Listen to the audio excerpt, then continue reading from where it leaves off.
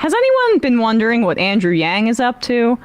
No. Not really me. I would say that I'm not necessarily wondering too much, but he still is somehow a paid contributor, I believe, to CNN. After he lost the mayoral race, that's what he moved to. And then he started some sort of grift. The Forward Party, which is just like another way. No, he moved to that after dropping out of the 2020 presidential primaries. Okay, so that was even sooner. That's why he was able to parlay that into being a somebody, because he was they tried to act like he was like the Bernie Sanders of 2016. Right. What he had to say mattered because he did so good in 2020, which he didn't. He did not. No. I mean, he's the Vivek Ramaswamy. I mean, like in the sense of somebody that made money elsewhere and choose to run for president to make money in a different way. And I mean, like what I did not like about the Andrew Yang candidacy was that I support UBI as a concept, but as a supplement to and in addition to our already threadbare system of social programs. What a lot of Yang mathites were saying was to gut things like Social Security and Medicare and make UBI the alternative, which I fundamentally disagree with, and it's a bit of a libertarian kind of conception. Yang is just not that bright. I think people were fooled because of UBI and the fact that he wore a hat that said math, which means smart, I guess.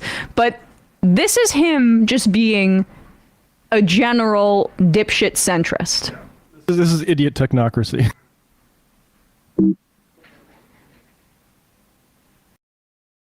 And structurally, that's not getting done. Jamal, we all know the nature of today's Republican Party. So if you say, look, let's let them bring the country down and we're going to look good again relative to them. I mean, that's bad for the country.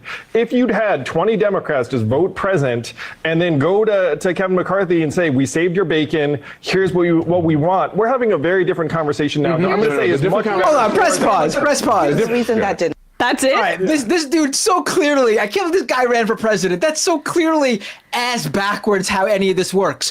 What's to make Kevin McCarthy concede anything to you after you've already saved his butt? Yep. If Kevin McCarthy cared about his butt being saved by Democrats so much, he should have approached the Democrats before the vote happened, which he didn't do. In fact, he was attacking Democrats up to the very moment of the vote. Oh, yes. And then they played the clip of him on Face the Nation blaming the Democrats for the near government shutdown when it was all the Democrats that voted with this bill, the continuing resolution that was everything except sans Ukraine funding that just kept the government open for 45 more days. And like, what Hakeem Jeffries did there effectively, in my opinion, is appeal to the kind of like personal pettiness of members of his caucus in a way that's productive, actually, to say, this guy, it can't be trusted. He's blaming you when you're the only reason that the government stayed open and you saved the situation because he couldn't wrangle the insane members of his caucus, the Gates crew included. And so like, does he would have been a terrible executive for that reason, whether he's in the mayoral position or as president, because he doesn't even fundamentally understand the concept of negotiation and leverage and things like that. Right. So the Democrats should have said, okay, we'll help you out, and then wait, and then later we'll it'll be an IOU. After this guy has lied many times about his previous promises. There was a version of that in May when they negotiated the budget and McCarthy said he wouldn't shut down the government and they would have some sort of budget deal that would fund the government. And there was a handshake agreement when they had the debt ceiling talks. He immediately violated that because he couldn't wrangle his caucus. He's lied about things like January 6th. When after January 6th happened, he reportedly went and spoke to the Democrats and said things that were flowery and that he was going to fix things. And then a few days later went down and was handshaking and giving thumbs up with Donald Trump down at Mar-a-Lago. So like, there is no reason for the Democrats to trust him whatsoever. And this moron thinks, because it's his new branding as centrist forward, AKA, inertia, the inertia party, thinks that you should wait and negotiate later. I mean, honestly, like, this mentality is just a sickness. Yeah. Also, the thing he started off with, people know the GOP.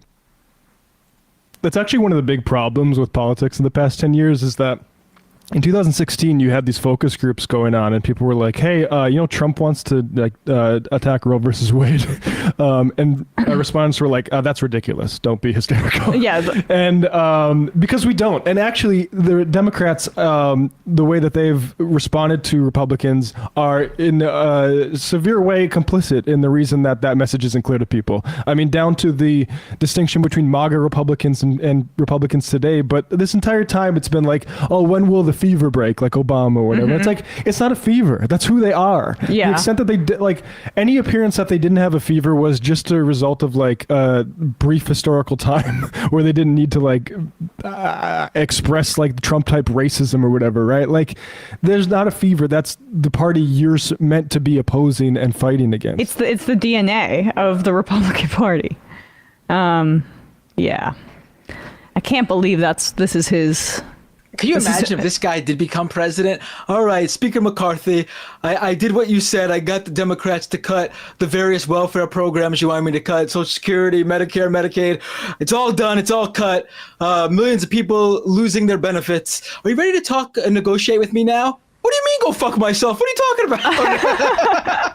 about? My God.